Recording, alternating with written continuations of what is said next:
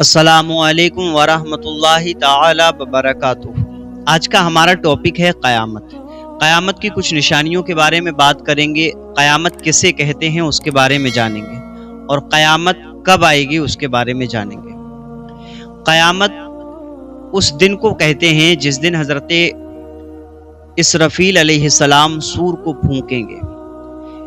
یہ سور جو ہے یہ سینگ کی شکل میں سرائی کی طرح ایک شے ہے، ایک چیز ہے جس کو حضرت اسرافیل اللہ رب العزت کے حکم سے پھونکیں گے، اور اس کی آواز کو جب لوگ سنیں گے تو تمام لوگ مر جائیں گے، یہاں تک کہ انسان، جانور، یہ تمام لوگ مر جائیں گے۔ زمین، آسمان، چاند، سورج، دنیا کی ہر چیز ٹوٹ پھوٹ کر فنا ہو جائے گی، اور یہاں تک کہ کتابوں میں آتا ہے کہ اللہ رب العزت کے حکم سے سور کو پھونکنے والا وہ فرشتہ یعنی حضرت اسرافیل علیہ السلام بھی فنا ہو جائیں گے، سور خود فنا ہو جائے گا، ختم ہو جائے گا۔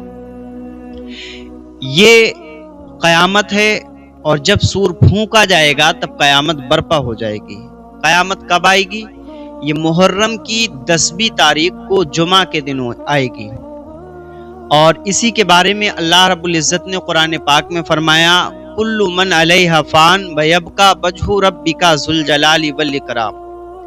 یعنی جتنی چیزیں ہیں ہر ایک کو فنا ہے دنیا میں سوائے رب کی ذات، اور وہی باقی رہے گی۔ اور یہ واقعہ جو ہے قیامت کا، یہ کب ہوگا؟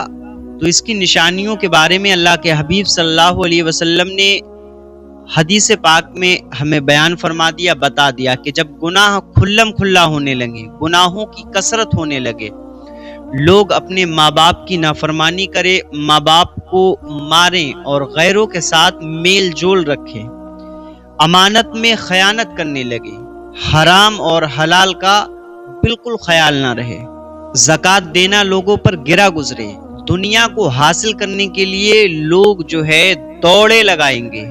اور دلوں کے اندر جو علم دین سیکھنے کا شوق ہوتا ہے نا،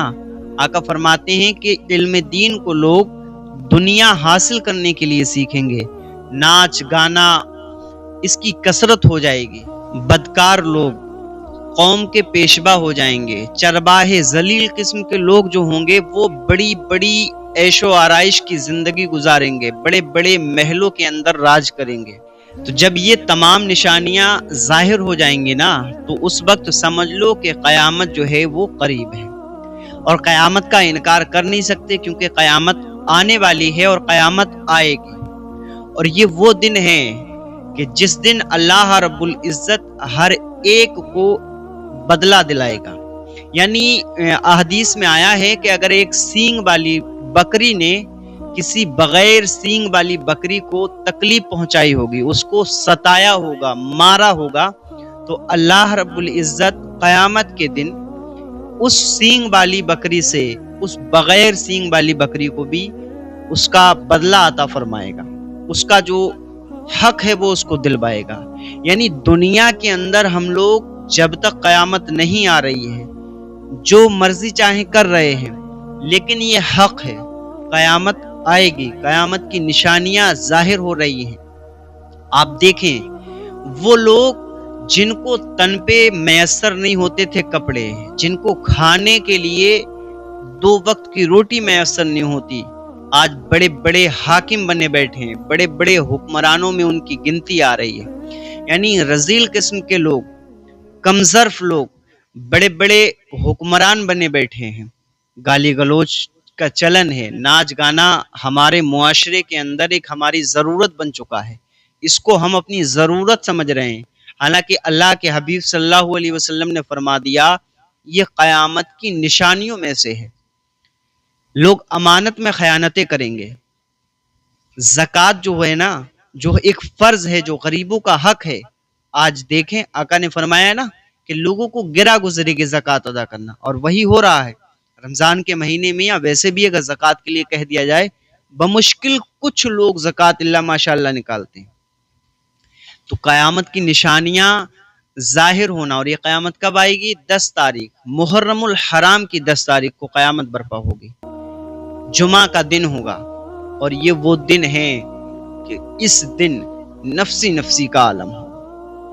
قیامت کہتے ہیں نا، اگر کسی کے اوپر تھوڑی سی مصیبت آ جاتی ہے تو وہ کہتا ہے نا مجھ پہ تو قیامت ٹوٹ پڑی۔ تو قیامت ایک ایسی چیز ہے جس کے لیے لوگوں کو تیار رہنا چاہیے، لوگوں کو تیاریاں کرنا چاہیے، اچھے اعمال، نیکی کی دعوت دینا چاہیے۔ اور حضرت اسرافیل علیہ السلام کے بارے میں آیا،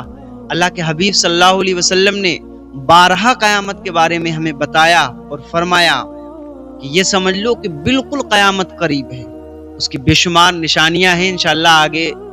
بیانات میں آپ کو سننے کو ملیں گی۔